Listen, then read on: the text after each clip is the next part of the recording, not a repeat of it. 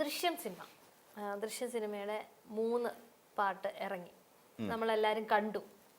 അതായത് ഒന്നിനോട് മെച്ചമെന്ന് പറയാം. നമ്മൾ എല്ലാ സിനിമയും അതിൻ്റെതായ രീതിയിൽ തന്നെ സ്വീകരിക്കുകയും ചെയ്തു. ഇനി 4മതൊരു ദൃശ്യം കൂടെ ഉണ്ടാവാൻ സാധ്യതയുണ്ടെന്നുള്ള ക്ലൂ 3മത്തേൽ ഇട്ട് അവസാനിപ്പിച്ചിട്ടാണ് എന്താ പറയുന്നത്, സിനിമയുടെ ഒരു എൻഡ് അങ്ങനെയാണ് നിർത്തിയേക്കുന്നത്. അപ്പം ജിത്തു ജോസഫ് അങ്ങനെ ഒരു എൻഡിൽ കൊണ്ട് നിർത്തിയിട്ടുണ്ട്. അപ്പൊ 4മതൊരെണ്ണം കൂടെ പിറക്കാനുള്ള സാധ്യത അവിടെ ഉണ്ട്. അങ്ങനെ മൊത്തത്തിൽ പറയാൻ പറ്റില്ല. ആ ഒരു പോസിബിലിറ്റി അവിടെ കൊടുത്തിരിക്കുന്നെങ്കിൽ തന്നെയും നമ്മൾ നോക്കിക്കോളൂ, ദൃശ്യം 1ഉം 2ഉം, അതായത് ദൃശ്യം 1, 2 പാർട്ടുകൾ. ദൃശ്യം 1 വിട്ടേക്കും ദൃശ്യം. ആ ദൃശ്യം നമ്മളെ ത്രില്ലടിപ്പിച്ചിരുന്നു നന്നായി. അതായത് ഒരു ക്രൈം സംഭവിക്കുന്നു. ആ ക്രൈം സംഭവിച്ചിട്ട് ആരാണ് ആ ക്രൈം കമ്മിറ്റ് ചെയ്തത് എന്നുള്ള കാര്യം അറിയാം. അതിൻ്റെ വിക്ടിം ആരാണെന്ന് നമുക്കറിയാം. പക്ഷേ ആ ക്രൈം ഒളിപ്പിക്കാൻ വേണ്ടി നടത്തുന്ന ജോർജ് കുട്ടിയുടെ പരിശ്രമങ്ങളും അതിന് വേണ്ടിയിട്ടുള്ള തെളിവുണ്ടാക്കലടക്കമുള്ള കാര്യങ്ങൾ ജോർജ് കുട്ടി അവിടെ നടത്തുന്നു. അതാണ് നമ്മൾക്ക് ഏറ്റവും കൂടുതൽ ഇഷ്ടപ്പെട്ട ഒരു ദൃശ്യം എന്ന് പറഞ്ഞാൽ. കാരണം ഏറ്റവും അധികം നമ്മൾ താല്പര്യത്തോടു കൂടി കണ്ടതും, ഒരുപക്ഷെ ആ സമയത്ത് ആ ദൃശ്യം ഇറങ്ങുന്ന സമയത്ത് മോഹൻലാലിൻ്റെ സിനിമകളോടൊന്നും അത്ര വലിയ രീതിയിൽ ആരും മുഖം കൊടുക്കാതിരിക്കുന്നൊരു സമയം കൂടിയായിരുന്നു. അതായത് പല സിനിമകളിലും അത്ര കൊമേഴ്ഷ്യലി അത്ര വലിയ ഹിറ്റാവാൻ നിന്ന സമയം. പിന്നെ തന്നെയല്ല പുതിയ സിനിമകൾ, അതായത് പുതിയ ഇറയിലുള്ള സിനിമകൾ, പുതിയ കാലഘട്ടത്തിൻ്റെ സിനിമകളൊക്കെ വരുന്ന സമയത്താണ് ജിത്തു ജോസഫിൻ്റെ ദൃശ്യം പുറത്തിറങ്ങുന്നത്. ആ സിനിമ പക്ഷേ ഹിറ്റായി മാറി എന്നുള്ളതാണ് എൻ്റെ ഏറ്റവും വലിയ പ്രത്യേകത. നല്ല സിനിമയായതുകൊണ്ടും അത് പറഞ്ഞു പോയ ഒരു ഇതിവൃത്തം അങ്ങനെ ആയിരുന്നുകൊണ്ടും അതിൻ്റെ സസ്പെൻസ് നിലനിർത്തിക്കൊണ്ട് പോകാൻ അവസാന നിമിഷം വരെ ഈ കൊലപാതകയെ തിരിച്ചറിയാതിരിക്കുക, തെളിവുകൾ നശിപ്പിക്കുക, തെളിവുകളില്ലാത്ത രീതിയിൽ ഞാനല്ല കൊലപാതകി എന്ന് പൊതുജനത്തോട് വിളിച്ചു പറയുന്ന രീതിയിൽ ആ നായകന് നിൽക്കാൻ കഴിയുക എന്നുള്ളതാണ് ആ സിനിമയുടെ ഒരു പൂർണ്ണ തോതിലുള്ള ഒരു വിജയത്തിൻ്റെ അടിസ്ഥാനം. തൊടുപുഴ കേന്ദ്രീകരിച്ച് തന്നെയാണ് ആ സിനിമ ഷൂട്ട് ചെയ്തതൊക്കെ തന്നെ. പിന്നീട് 2മത്തെ ഇതിലേക്ക് വന്നു കഴിഞ്ഞപ്പോൾ കുറച്ചുകൂടെ മെച്ചപ്പെട്ടു എന്ന് നമുക്ക് തോന്നിയിട്ടുണ്ട്. 2മത്തെ ദൃശ്യത്തിലേക്ക് ദൃശ്യം 1 അത്രത്തോളം സക്സസ് ആയതുകൊണ്ടും അതിൽ നമുക്ക് അത്രയും ക്യൂരിയോസിറ്റി ഉണ്ടായിരുന്നത് കൊണ്ടുമാണ് രണ്ടാമതിന് നമ്മൾ വെയിറ്റ് ചെയ്തു. 2മതൊരു ദൃശ്യം വരുമോ?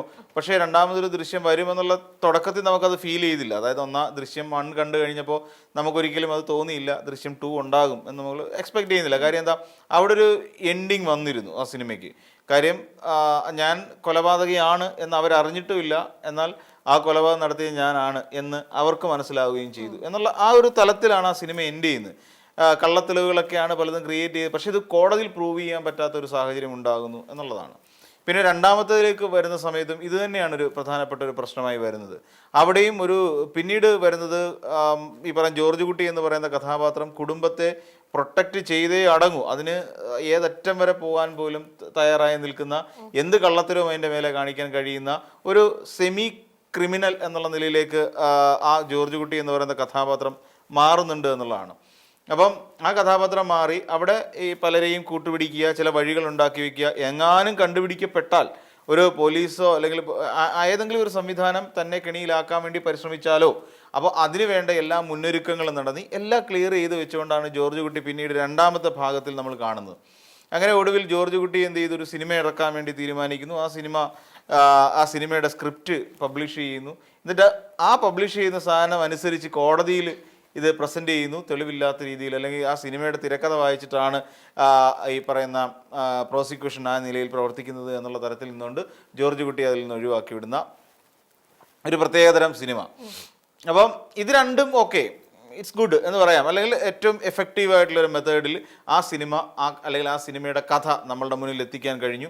ആ 2 സിനിമയും നമ്മൾ പരിശ്രമിച്ച് നോക്കുമ്പോൾ ആ പറയുന്ന ജോർജ് കുട്ടി എന്ന് പറയുന്ന കഥാപാത്രത്തിൻ്റെ തീർത്തും സാധാരണക്കാരനായിരുന്നെങ്കിൽ കുറച്ചുകൂടെ മെച്ചപ്പെട്ട നിലയിലേക്ക് ജോർജ് കുട്ടി മാറുന്ന ഒരു സാഹചര്യം പിന്നീട് 2മത്തെ ഭാഗത്ത് നമ്മൾ കാണാൻ സാധിക്കുന്നു. അതേ ഒരു സിനിമാ തിയേറ്ററിൻ്റെ ഉടമയൊക്കെ ആവുന്നു, അവിടെ അല്പ കാശുകാരനാവുന്നു, പണ്ട് ഉപയോഗിച്ചിരുന്ന ആ പൊട്ട ജീപ്പിൽ നിന്ന് മാറിയിട്ട് പുള്ളി ഒരു ഫോർഡിൻ്റെ ഇക്കോസ്പോർട്ട് എന്ന് പറയുന്നൊരു പുതിയ വാഹനത്തിലേക്ക് കയറുന്നു. അപ്പം ഇതിലെല്ലാം നമ്മൾ കാണുന്നു. അപ്പോൾ നമ്മൾ അതിൽ ഉപയോഗിച്ചിരിക്കുന്ന ജീപ്പ് എന്ന് പറയുമ്പോൾ ആ ജീപ്പിൽ നിന്ന് കുറച്ചിങ്ങോട്ട് മാറി പുതിയ വാഹനത്തിലേക്ക് എത്തുമ്പോൾ അവിടെ നമ്മൾ കാണാൻ കഴിയുന്നത് വാഹനം കൂടെ നമ്മൾ നോക്കണം. ആ ഉപയോഗിച്ചിരിക്കുന്ന വാഹനം, ആ ഇക്കോസ്പോർട്ട് എന്ന് പറയുന്നത് അത്യാവശ്യം അമേരിക്കൻ വാഹനമാണ് ഫോർഡിൻ്റെ. അപ്പം ആ വാഹനത്തിൽ ഉണ്ടാകുന്ന സുരക്ഷാ സജ്ജീകരണങ്ങൾ, അപ്പം കുടുംബത്തിന് അത്രത്തോളം പ്രാധാന്യം നൽകുന്ന ഒരാളാണ് താൻ എന്ന് അതിലൂടെ സൂചിപ്പിക്കുകയാണ്. മറ്റേത് സിനിമകൾ ഒരുപാട് കണ്ട് കേബിൾ TV ഒരുപാട് സിനിമകളെ കണ്ടിട്ടാണ് ഈ ക്രൈം അദ്ദേഹം ഓപ്പറേറ്റ് ചെയ്യുന്നത്.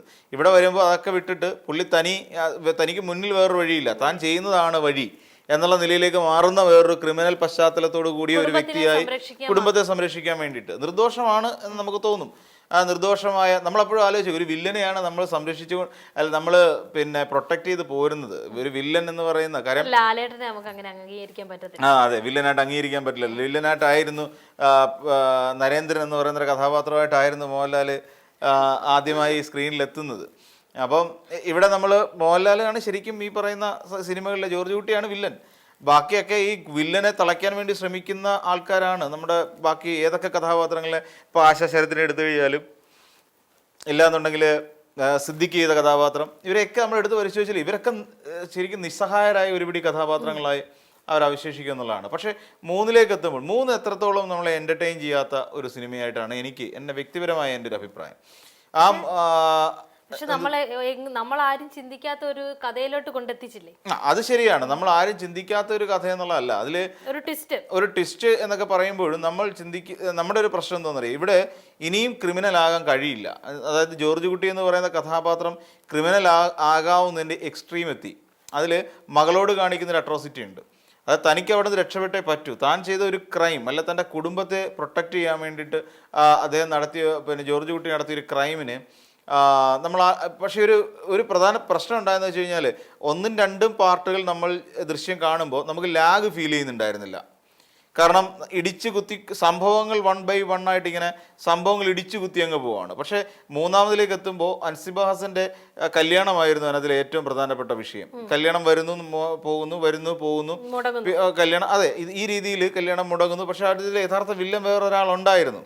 അത് ജോർജ് കുട്ടിയുടെ കൂടെ എപ്പോഴും നടക്കുന്ന ഒരു വില്ലൻ. ഇവിടേക്ക് വരുമ്പോൾ എക്കോസ്പോർട്ട് മാറിയിട്ട് MGയുടെ ഒരു പുതിയ വാഹനത്തിലേക്ക് എത്തുകയും ചെയ്യുന്നു. അപ്പം വാഹനത്തിൻ്റെ കാര്യം, വാഹനം സ്വീകരിക്കുന്ന കാര്യത്തിലൊക്കെ കുറച്ചുകൂടെ കണ്ണിങ് ആയിട്ടുള്ള ചിന്ത അദ്ദേഹം എടുക്കുന്നുണ്ട്. അദ്ദേഹത്തിൻ്റെ പടം സക്സസ്ഫുൾ ആയിട്ട് വരുന്ന സമയത്ത് അവിടെ നിന്ന് ആ മാധ്യമപ്രവർത്തകരുടെ മുന്നിൽ നിന്ന് അദ്ദേഹം ഒഴിഞ്ഞു മാറാൻ നടത്തുന്ന പരിശ്രമങ്ങളെല്ലാം നമ്മൾ നോക്കുമ്പോൾ ജോർജ് കുട്ടി എന്ന് പറയുന്ന കഥാപാത്രം കുറച്ചുകൂടെ വൈൽഡായി മാറിക്കഴിഞ്ഞിരിക്കുന്നു. ഏറ്റവും അവസാനം അൻസിബയോട്, ഞാൻ നേരത്തെ സൂചിപ്പിച്ചു വന്നത്, അൻസിബ എന്ന് പറയുന്ന തൻ്റെ മകളോട് നടത്തുന്ന ഒരു അട്രോസിറ്റി, ആ കുട്ടീനെ ഉപദ്രവിച്ചിട്ട് ഇത് മറ്റൊരാൾ ചെയ്തതാണ് എന്ന് വരുത്തി തീർക്കുക പോലീസിന് മുമ്പിൽ നടത്തിയ ഒരു അഭിനയം. അപ്പോൾ എത്രത്തോളം ക്രൂവൽ മൈൻഡഡ് ആയിട്ടുള്ള ഒരു വ്യക്തിയായി ഈ ക്യാരക്ടർ മാറി, ജോർജ് കുട്ടി എന്ന് പറയുന്നൊരു ക്യാരക്ടർ മാറുന്നു എന്നുള്ളതാണ് നമ്മൾ അതിൽ നിന്ന് പ്രധാനമായിട്ട് മനസ്സിലാക്കുന്നത്. അപ്പോൾ 1ഉം 2ഉം പാർട്ടിൻ്റെ നിലവാരത്തിനനുസരിച്ച് പോകാൻ 3ാമത്തെ പാർട്ടിന് കഴിഞ്ഞില്ല എന്നുള്ളത് ദൃശ്യം 3 എന്ന് പറയുന്ന ആ ഒരു സിനിമയുടെ ഒരു പോരായ്മയായിട്ട് എനിക്ക് തോന്നിയിട്ടുണ്ട് പലപ്പോഴും. പിന്നെ തന്നെയുമല്ല അതിനകത്തൊരു നമ്മൾ ഈ പറയുന്ന പോലെ എക്സ്പെക്ടേഷനോട് കൂടിയിട്ട് സിനിമ കാണാൻ പോകുന്നതിന്റെ പ്രശ്നം അല്ല, അത് സ്വാഭാവികമായിട്ടും നമ്മൾ 1 കണ്ടതിന്റെ എക്സ്പെക്ടേഷനിലാണ് നമ്മൾ 2 കാണാൻ പോകുന്നത്. 2 കണ്ടതിന്റെ എക്സ്പെക്ടേഷനിലാണ് 3നെ നമ്മൾ പാർട്ട് 3 ഇറങ്ങിയപ്പം അതിനെ നമ്മൾ സ്വീകരിക്കാൻ പോയത്. അപ്പം നമ്മൾ അങ്ങനെ എക്സ്പെക്ടേഷൻ വെച്ച് പോകുമ്പോൾ നമുക്ക് അതിനകത്ത് വരുന്ന പ്രശ്നമുണ്ട്. സ്വാഭാവികമായി എക്സ്പെക്ടേഷൻസ് ഉണ്ടാവും. എന്താണെന്ന് വെച്ച് കഴിഞ്ഞാൽ നമ്മളൊരു സിനിമയുടെ ഫസ്റ്റ് പാർട്ട് കണ്ടു കഴിയുമ്പോൾ എന്തുകൊണ്ടാണ് CBIയുടെ 5ാം പാർട്ട് ഫ്ലോപ്പായി പോയത്? എന്തുകൊണ്ടാണ്? അതായത് എസ് എൻ സ്വാമിയുടെ ഗംഭീര തിരക്കഥ, എസ് എൻ സ്വാമിയുടെ തിരക്കഥകളാണ് CBI എന്ന് പറയുന്ന സിനിമ, CBI ഡയറി ഗ്രൂപ്പ് എന്ന് തുടങ്ങി ഇങ്ങോട്ട് എത്തിയിരിക്കുന്ന 5 പാർട്ട് വരെ എത്തിയിരിക്കുന്നു. എന്തുകൊണ്ടാണ് 5ാമത്തെ പാർട്ട് ഫ്ലോപ്പായി പോയത്? ഇംപ്ലിമെൻറ്റേഷൻ വലിയ പ്രശ്നമാണ്. തിരക്കഥ എന്ന് പറയുന്നത് എസ് എൻ സ്വാമിയുടെ തിരക്കഥയിലൊന്നും വലിയ കുഴപ്പമൊന്നുമില്ല. പക്ഷേ അത് കുറേയൊക്കെ വരുമ്പോൾ നമ്മൾ ഈ പറയുന്ന നമുക്ക് എന്തായാലും എക്സ്പെക്ടേഷൻ ഉണ്ടാവും. ഒരു സിനിമ കാണുമ്പോൾ ആ സിനിമയുടെ അതുപോലെ ആയിരിക്കണം. കാര്യം സിനിമയുടെ കണ്ടിന്യൂഷനാണ്. സിനിമ മറ്റൊരു സിനിമയാണെങ്കിൽ നമുക്ക് എക്സ്പെക്ടേഷൻ ഇല്ല. ഇപ്പം മോഹൻലാലിൻ്റെ നരസിംഹം കണ്ടിട്ട് വേറൊരു പടം 6ാം തമ്പുരാൻ കണ്ടിട്ട് നരസിംഹം അത്ര എത്തിയില്ല നമ്മൾ പറയില്ല. അപ്പം ഇവിടെ നമ്മൾ നോക്കേണ്ടത് ഈ സിനിമയുടെ ഫസ്റ്റ് പാർട്ട് സെക്കൻഡ് പാർട്ട് ഇറങ്ങിക്കഴിഞ്ഞിട്ട് അപ്പോൾ നമ്മുടെ ഉള്ളിലൊരു തോട്ടുണ്ട്, നമ്മുടെ ഉള്ളിലൊരു എക്സ്പെക്ടേഷൻ ഉണ്ട്. 1നേക്കാൾ മികച്ചതാവും 2, 2നേക്കാൾ മികച്ചതാവും 3 എന്ന് പറയുന്ന നമ്മുടെ ഒരു എക്സ്പെക്ടേഷൻ. ഒരിക്കലും ആരെയും കുറ്റം പറയാൻ പറ്റില്ല എക്സ്പെക്ടേഷൻ വരുന്നതിൽ. അപ്പോൾ സ്വാഭാവികമായിട്ടും ആ എക്സ്പെക്ടേഷനോട് കൂടി പോകുന്നു. പിന്നെ ഇതിനകത്തിലെ ചില കഥാപാത്ര സൃഷ്ടികളുണ്ട്. ആ കഥാപാത്ര സൃഷ്ടികളാണ് ഇതിനകത്തിലെ ഏറ്റവും പ്രധാനപ്പെട്ട എനിക്ക് തോന്നിയ ചില പ്രോബ്ലംസ്. അതായത് കലാഭവൻ ഷാജോൺ ഒന്ന് കുറച്ച് കഷണ്ടിയൊക്കെ കയറിയൊരു മനുഷ്യനായിരുന്നു 1ാം പാർട്ടിലൊക്കെ വരുന്ന ആൾ. അപ്പോൾ അതിനുശേഷം പിന്നീട് സഹദേവൻ എന്ന് പറയുന്ന കഥാപാത്രം, SI സഹദേവന് പിന്നെ എന്ത് സംഭവിക്കുന്നു ചോദിച്ചാൽ SI സഹദേവന് പിന്നെ ഈ 3ാം പാർട്ടിലെത്തുമ്പോൾ നല്ല മുടി ഉണ്ടായിരുന്നു.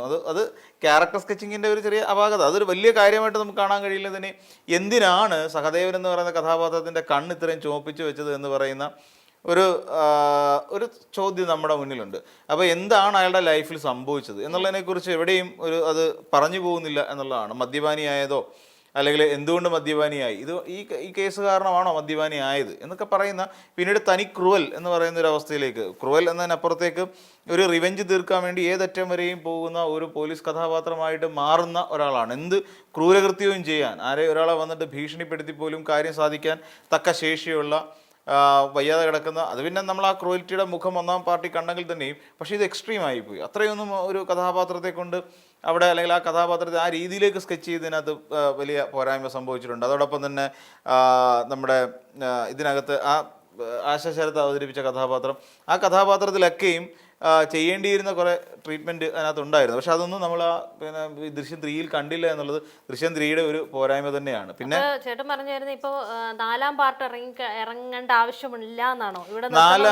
ഇതിവിടെ എനിക്ക് തോന്നുന്നു ഇതിവിടെയൊക്കെ തന്നെ ഇനി ആൾക്കാർക്കത് മടുപ്പായി തുടങ്ങിയെന്ന് എനിക്ക് തോന്നുന്നു. ആ സിനിമ നമ്മൾ 1ഉം 2ഉം പാർട്ട് കണ്ടതിനേക്കാൾ അത്രയും കളക്ഷൻ നേടാൻ ആ സിനിമയ്ക്ക് 3ാം പാർട്ടിന് കഴിഞ്ഞില്ല എന്നുള്ളതാണ് അതിൻ്റെ ഒരു പോരായ്മയായിട്ട് ഞാൻ മനസ്സിലാക്കുന്നത്. അതിൻ്റെ അർത്ഥം ആൾക്കാർക്ക് ആ ഒരു മടുപ്പ് തോന്നി തുടങ്ങി. അല്ലെങ്കിൽ ഇതിൻ്റെയൊക്കെ അപ്പുറത്ത് നിൽക്കാൻ സാധിക്കുന്ന, ഇതിൻ്റെയൊക്കെ അതായത് ഇവൻ നമ്മൾ എന്തുകൊണ്ടാണ് നമ്മൾ KGF ഒക്കെ 2 പാർട്ട് നമ്മൾ വളരെ കൗതുകത്തോടു കൂടി ഇരുന്ന് കണ്ടത്, അല്ലെങ്കിൽ KGF ഇരുന്ന് കണ്ടു, അതോടൊപ്പം തന്നെ നമുക്ക് ബാഹുബലി നമ്മൾ അങ്ങനെ ഇരുന്ന് കാണുന്നു.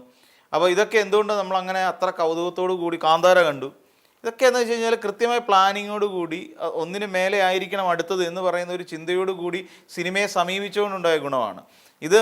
ഇനിയിപ്പോൾ അങ്ങോട്ട് ചെയ്യാൻ പോകുന്നതെന്ന് പറയും, ഇതിന് 4 പാർട്ട് ഉണ്ടാക്കണം എന്ന് പറയുന്ന നിർബന്ധ ബുദ്ധിയോട് കൂടി പോവുക എന്ന് പറയും.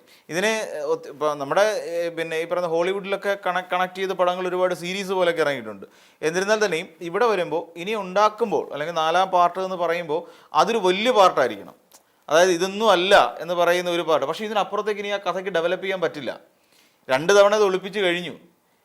അപ്പോഴും നമ്മൾ കാണേണ്ടത് ഇതിനപ്പുറത്തൊരു കഥ ഇനി എങ്ങനെ കൊണ്ടുവരാൻ പറ്റുമോ എന്നുള്ളതാണ് ജിത്തു ജോസഫ് ശരിക്കും നോക്കേണ്ടത്. പക്ഷേ നല്ലൊരു ക്രാഫ്റ്റ്മാൻ എന്നുള്ള നിലയിൽ, അല്ലെങ്കിൽ നല്ലൊരു എഴുത്തുകാരനായിട്ടോ ഡയറക്ടർ എന്നുള്ള നിലയിലൊക്കെ ജിത്തു ജോസഫ് അസാധ്യമായിട്ടാണ് ഈ പറയുന്ന 3 പാർട്ടുകളും സൃഷ്ടിച്ചു വെച്ചിരിക്കുന്നത് എന്നുള്ളതാണ്. പിന്നെ ഇടയ്ക്കൊക്കെ വരുന്ന ചില ലാഗുകൾ കൂടി ഒഴിവാക്കാമായിരുന്നു. അപ്പോൾ ഇനിയും അങ്ങോട്ട് നമ്മൾ ചിന്തിക്കുമ്പോൾ ഒരു 4ാം പാർട്ടിനുള്ള പോസിബിലിറ്റി ഒരു പ്രേക്ഷകൻ എന്നുള്ള നിലയിൽ എനിക്ക് തോന്നിയിട്ടില്ല എന്നുള്ളതാണ്. എനിക്ക് തോന്നുന്നു കുറേയധികം പ്രേക്ഷകർക്ക് അങ്ങനത്തെ ചില അഭിപ്രായങ്ങൾ ഉണ്ടായിട്ടുണ്ടെന്ന് തോന്നുന്നു. അത് ഇവിടെ കൊണ്ട് ബസ് എന്ന് പറയുന്ന ഒരു അവസ്ഥയുണ്ടല്ലോ, ഇത് ഇവിടെ കൊണ്ട് അവസാനിപ്പിക്കുന്നതാണ് നല്ലത് എന്ന് പറയുന്നൊരു തോന്നൽ. ഇനി ഒളിപ്പിക്കാൻ പറ്റില്ല. ഇനി എവിടെ ഒളിപ്പിക്കും? കാര്യം ഇനി അതിനകത്ത് സസ്പെൻസ് ഇല്ല. കാരണം ജിത്തു ജോസഫാണ് എന്തെങ്കിലും ജിത്തു ജോസഫ് ആയതുകൊണ്ട് മാത്രമാണ്. അതാണ് ഞാൻ പറഞ്ഞത്, ഒരു ക്രാഫ്റ്റ്മാൻ എന്നുള്ള ആൾ ഭയങ്കര സംഭവമാണ്. അപ്പോൾ ഇവിടെ ഞാൻ ചിന്തിക്കുന്നൊരു കാര്യം, ഇവിടെ എല്ലാവരും അറിഞ്ഞു കഴിഞ്ഞു ഇയാളാണ് കൊലപാതകി, അല്ലെങ്കിൽ അവരുടെ ഫാമിലിയാണ് കൊലപാതകി. പക്ഷേ ഇതിനകത്തൊരു ത്രെഡ് കിടക്കുന്നതെന്ന് പറയാം, ശരിക്കും കൊലപാതകം നടത്തിയത് പിന്നെ ഇദ്ദേഹം അല്ല, ജോർജ് കുട്ടി അല്ലല്ലോ. കൊലപാതകം നടത്തിയത് എന്ന് വെച്ച് കഴിഞ്ഞാൽ മകളാണ്. അപ്പോൾ ആ മകളാണ് ഇനി കുടുങ്ങേണ്ടത്. അപ്പം ഇനിയും എനിക്ക് തോന്നുന്നു മകളെ വിട്ടുകൊടുക്കാതിരിക്കാനാണല്ലോ. അപ്പം മകളെ വിട്ടുകൊടുക്കാൻ, അല്ലെങ്കിൽ മകളിലേക്ക് കൃത്യമായി എത്തുന്ന തരത്തിലേക്ക് ഏതെങ്കിലും ഒരു രീതിയിൽ, കാര്യം തെളിവുകളില്ല അതിനകത്ത്, തെളിവുകളില്ല, ദൃക്സാക്ഷികളില്ല, ഒന്നുമില്ല. ഇനി എങ്ങനെ ഇത് ഓപ്പറേറ്റ് ചെയ്യുക എന്നുള്ള ഒരു ക്യൂരിയോസിറ്റി ഉണ്ടല്ലോ ഇതിലേക്ക്. ശരിക്കും പറഞ്ഞാൽ അടുത്ത 4ാമത്തെ പാർട്ട് ഇറക്കുകയാണെങ്കിൽ പോലീസിനെ ഇനി പൊട്ടന്മാരാക്കരുത് എന്നുള്ളതാണ് എൻ്റെ ഒരു അഭിപ്രായം. പോലീസിന് കൃത്യമായ ഒരു സംവിധാനമുണ്ട്. ആ പോലീസിലൂടെ ആ കഥയിലേക്ക് എത്തുകയും ഒടുവിൽ പിന്നെ നായികയ്ക്ക്, അല്ലെങ്കിൽ ആ കൊലപാതകയെ പിടിക്കുകയും ചെയ്യുക എന്ന് പറയുന്ന അതിലേക്ക് പോലീസ് എത്തുന്ന ഒരു വഴിയാണ് ഇനി കൗതുകം എന്ന് പറഞ്ഞാൽ. നമ്മൾ ആലോചിച്ചു, തെളിവില്ലാത്തൊരു കേസ്, ദൃക്സാക്ഷികളില്ല, ഈവൻ ഡെഡ് ബോഡിയുടെ അവശിഷ്ടങ്ങൾ കണ്ടെത്തിയിട്ടില്ല. ഒരു കൊലപാതകത്തെ സംബന്ധിച്ച് എല്ലാവരും പറഞ്ഞു കേട്ടിട്ടുള്ളൊരു കാര്യം, ആദ്യം നമ്മൾ കണ്ടെത്തേണ്ടത് മരിച്ചത് ആരാണ് എന്ന് തിരിച്ചറിയുക എന്നുള്ളതാണ് പ്രൈമറിലി സമയം. ഇത് മരിച്ചത് ആരാണെന്നുണ്ട്, പക്ഷേ അയാളുടെ ബോഡി ഇല്ല. അവിടെ നമുക്ക് ബോഡി കിട്ടാത്തിടത്തോളം അയാൾ ഒരുപക്ഷെ മുങ്ങിയതാവാം, അബ്സ്കോണ്ട് ചെയ്തതാവാം, അല്ലെന്നുണ്ടെങ്കിൽ എവിടെയെങ്കിലും മിസ്സിങ് ആയിരിക്കാം, എന്തും ആവാം. പക്ഷേ അപ്പോഴും നമ്മൾ കാണേണ്ട ഒരു കാര്യം, ഇയാൾ മരിച്ചു എന്ന് പൊതുജനം വിശ്വസിക്കുന്നു, എല്ലാവരും വിശ്വസിക്കുന്ന ഇയാൾ മരിച്ചു, ഡെഡായി. അപ്പോൾ ഇയാളുടെ വണ്ടി കൊണ്ടുവന്ന് അബാൻഡൻ ചെയ്യാൻ വേണ്ടി കൊണ്ടുപോകുന്നത് കണ്ടവരുണ്ട്, ഫോൺ വേറൊരു വഴിക്ക് പോയി എന്നുള്ളതിനെക്കുറിച്ച് എല്ലാ രേഖകളും ഉണ്ട്. പക്ഷേ തെളിവില്ല, ഒന്നുമില്ലാത്തടത്ത് നിന്ന്, ബോഡി കിട്ടിയിട്ടില്ല, ഒന്നുമില്ലാത്തടത്ത് നിന്ന് എങ്ങനെ ഇതിൻ്റെ എൻക്വയറി പ്രോസസ്സ് മുന്നോട്ട് കൊണ്ടുപോകുന്നു എന്നുള്ളതായിരിക്കും കുറച്ചുകൂടെ കൗതുകകരമായി എനിക്ക് തോന്നിയത്. ഒടുവിൽ അവരിലേക്ക് എത്തുക എന്നുള്ളതാണ്. ഇപ്പോൾ ഈ പറഞ്ഞ എല്ലാം ശരിയാണ്, ബോഡി കണ്ടെത്തുന്നില്ല. പക്ഷേ ഇവിടെ എന്താണ്, പ്രൊട്ടക്റ്റ് ചെയ്യുക അല്ലെങ്കിൽ ഡിഫെൻഡ് ചെയ്യുക എന്ന് പറയുന്നതാണ്. ഇനി പോലീസിൻ്റെ നേരെ കഥ തിരിഞ്ഞു വരണം. പോലീസ് കണ്ടെത്താൻ വേണ്ടി ഈ പറയുന്ന ഇതൊന്നും അല്ലാതെ, ഈ പറയുന്ന ചവിട്ടും ഇടിയും കുത്തും ഒന്നും അല്ലാതെ ഇൻ്റലക്ച്വലി ഇതെങ്ങനെ ഒന്ന് രണ്ട് അടുത്ത് നടത്തിയെങ്കിലും പരാജയപ്പെട്ടു പോയി. എങ്ങനെ? കാരണം ഒരു ഷാഡോ ഓപ്പറേഷനൊക്കെ നടത്തിക്കൊണ്ട് രണ്ടുപേരെ പിന്നെ അവരുടെ വീടിനടുത്ത് രണ്ടാം പാർട്ടിൽ അവരുടെ വീടിനടുത്ത് കൊണ്ട് താമസിപ്പിക്കുന്നു, ഇതിൽ നിന്നിട്ട് രഹസ്യം ചോർത്താൻ ശ്രമിക്കുന്നു. ഇതൊന്നും അല്ലാതെ വേറെ ഏതെങ്കിലും ഒരു രീതിയിലൂടെ അതിൻ്റെ ഫൈനലായിട്ട് ഇതിൻ്റെ ആൾ ഇന്നതാണ് എന്ന് പിൻ പോയിന്റ് ചെയ്യാൻ കഴിയുന്ന രീതിയിലേക്ക് സിനിമയുടെ ഒരു എൻക്വയറി ലെവൽ ഒന്ന് ഡെവലപ്പ് ചെയ്താൽ കുറച്ചുകൂടെ ബെറ്റർ ആവും എന്നാണ് എനിക്ക് തോന്നുന്നത്. നാലാം പാർട്ടിന് അങ്ങനെ ഒരു വാലിഡിറ്റി നാലാം പാർട്ടിന് എന്തായാലും ഉണ്ടാകാനാണ് സാധ്യത.